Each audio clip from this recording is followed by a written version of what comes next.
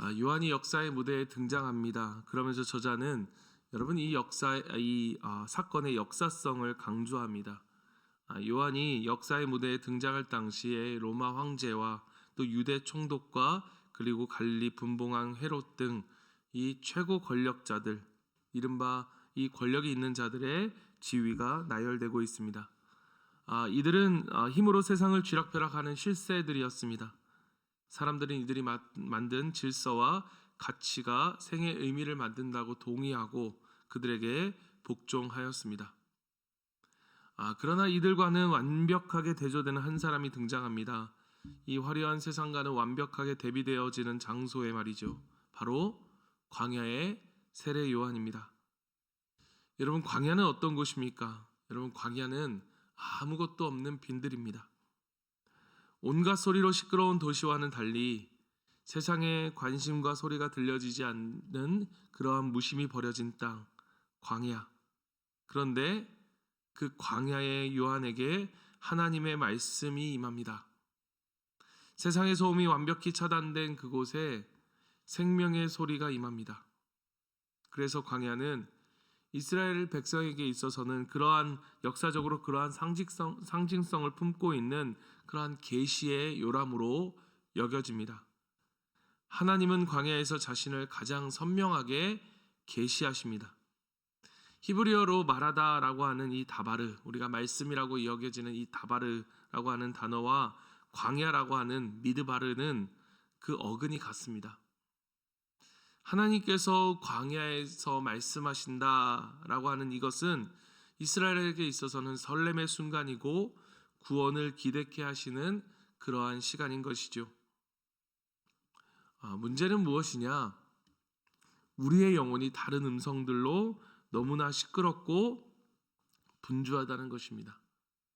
세상의 소리, 욕망의 소리에 그 자아가 함몰되어서 그분의 말씀과 음성을 들을 기회조차 만들지 못하고 있고, 또 그 말씀과 음성이 들릴 때 분별하지 못하게 되며 아무리 선명하게 들렸다 할지라도 거역하는 데까지 이르게 됩니다. 사랑하는 성도 여러분, 지금 우리가 잠시 멈추어서 정말로 하나님이 나에게 무엇을 원하실까? 하나님은 어떤 마음이실까? 하나님은 어떤 말씀을 나에게 하기 원하실까를 여러분 기다려 보시길 바랍니다. 그럴 때 우리가 잘 아는 것처럼 어린 사무엘에게 하나님께서 말씀하신 것처럼, 또 낙심한 엘리야가 로뎀나무 아래서 정말 쓰러져 있을 때 그를 찾아가 하나님 말씀하신 것처럼 우리 모두에게도 하나님의 그 음성이 들려질 것입니다. 이 메시아의 앞선 요한의 등장은 여러분 메시아의 등장의 증거가 됩니다. 말라기 선지자가 예언한 것을 성취한 것이죠. 여러분 말라기 3장 1절에 보면 만군의 여호와가 이르노라 내가 내 사자를 보내리니 그가 내 앞에서 길을 준비할 것이요. 광야에 있는 세례 요한에게 하나님의 말씀이 임하고 그 말씀을 선포하기 시작한 것은 바로 우리 주님이 오실 길을 예비한 것입니다. 그 주님이 오실 길을 예비한 그가 한 구체적인 일이 무엇이었느냐? 바로 회개를 선포한 것이었습니다. 회개에 합당한 열매를 맺으라는 것이었습니다. 그의 메시지의 핵심은 회개였습니다. 사망에서 생명으로, 저주에서 복으로, 절망에서 희망으로 돌아서는 전인적이고 거국적인 행동을 그는 요구한 것입니다. 그리고 돌아섬의 상징으로 바로 세례를 주었습니다. 돌이킨 자들의 죄를 깨끗게 하시는 하나님의 은혜와 긍휼의 결과로서 세례를 그는 주었던 것입니다.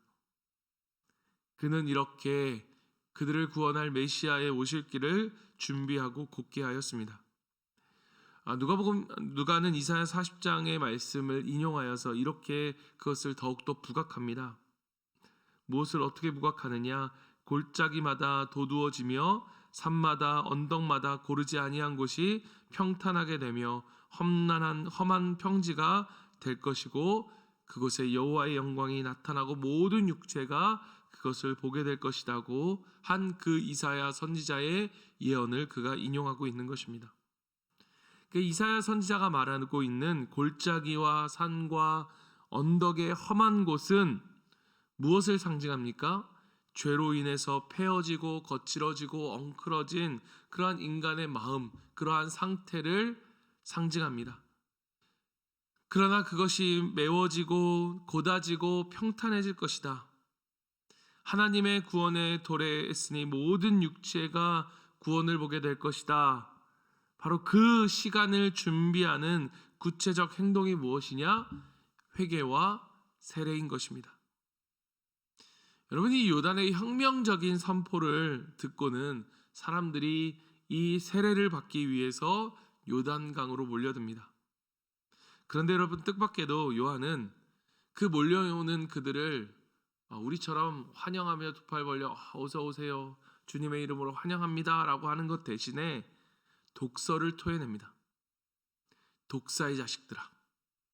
여러분, 굉장히 강한 질책이죠. 이것은 우리에게 무엇을 보여주는가 하면, 여러분, 저는 이것이 우리에게 긴급성을 보여준다고 생각합니다. 그리고 그 다음 구절에 보는 것처럼 메시아의 도래가 임박했듯 진노 또한 임박했다는 것입니다. 그래서 세례 요한은 나무 뿌리에 놓인 도끼로서 그 나무 뿌리에 지금 도끼가 놓여 있다, 그들의 심판이 임박했음을 긴급하게 외치고 있었던 것입니다. 조금씩 알아가보죠. 조금 기다려보죠. 이럴 만큼의 여유가 세례 요한에게 없었던 거예요. 우리 주님이 곧 오실 것이다. 그렇기 때문에 그들이 살 길이 무엇이었습니까? 회개뿐이었던 거예요. 여러분, 이 도끼에 찍힐 대상은 어떤 것이었습니까? 좋은 열매를 맺지 못하는 나무입니다. 지금 그들의 상태가 어떠했습니까? 그들은 언약 백성의 어떤 특권, 지위와 특권, 그것을 아브라함의 혈통으로서만 축소시켜서 언약 관계의 본질을 오염시켜 버렸습니다. 그러니까 이들의 갖고 있었던 이 종교적 신념이 하나님과의 관계를 외면하게 만든 것입니다. 그러나 여러분, 요한이 뭐라고 이야기합니까? 하나님께서는 돌들로도 아브라함의 자손이 되게 하실 수 있다라고 역설하죠. 아브라함의 자손이라고 하는 10년만 있고 그에 합당한 믿음의 삶이 없는 그들이 바로 도끼에 찍혀 불에 던져질 나무들이었던 것입니다. 그렇게 중요한 것은 그들이 진실로 하나님께 돌이켜 이 하나님과 맺은 언약 관계의 핵심을, 본질을 회복하는 것이었죠. 바로 그 관계의 본질의 회복, 그 회개의 본질적인 그 반응이 무엇이었는가? 여러분, 오늘 중요한 그들의 반응, 저는 이 말씀이 오늘 우리가 항상 하나님의 말씀 앞에서 서야 할, 우리가 그 말씀 앞에 섰을 때에 하나님 앞에 해야 할 그 믿음의 고백이고 반응이라고 생각하는데, 그게 바로 10절입니다. 여러분, 한번 10절을 보십시오. 무리가 물어 이르되 그러면 우리가 무엇을 하리이까? 12절에 보십시오. 선생님이여 우리는 무엇을 하리이까 하매 세리들도 말합니다. 14절에 군인들도 물어 이르되 우리는 무엇을 하리이까 하매. 우리가 무엇을 하면 되겠습니까? 내가 어떻게 하면 되겠습니까? 이 심판의 긴급성과 진노의 임박성을 깨달은 그들이 하나님 앞에 회개하길 원하면서 고백하는 이 고백이 무엇이었느냐? 우리가 무엇을 하면 되리이까? 그들이 말씀 앞에 반응하고 있다는 거예요. 사랑하는 성도 여러분, 우리가 하나님의 말씀 앞에 설 때에 여러분, 이 말씀이 무엇입니까? 말씀은 살아있는 것이죠. 살아있는 하나님의 이 말씀은 우리의 영혼과 골수를 찌르는 그 살아계신 하나님의 말씀 앞에 우리가 섰을 때에 우리가 할 수밖에 없는, 그리고 마땅히 해야 할 우리의 반응이 무엇인가 하면 우리가 무엇을 하리일까? 그 말씀 앞에 반응하며 하나님의 말씀 앞에 순종하겠다라고 하는 이 고백 아니겠습니까? 여러분, 그때 요한이 그들에게 무엇을 요구합니까? 요한은 회개를 요구하고 그들을 세례로 이끕니다. 그러나 여러분, 우리가 주목해야 할 것은 바로 이 요한이 촉구한 세례, 이 요한이 촉구한 회개는 그저 마음을 고쳐먹는 정도의 심적인 돌이킴이 아니라 매우 구체적인 행동을 동반하는 회개라는 거예요.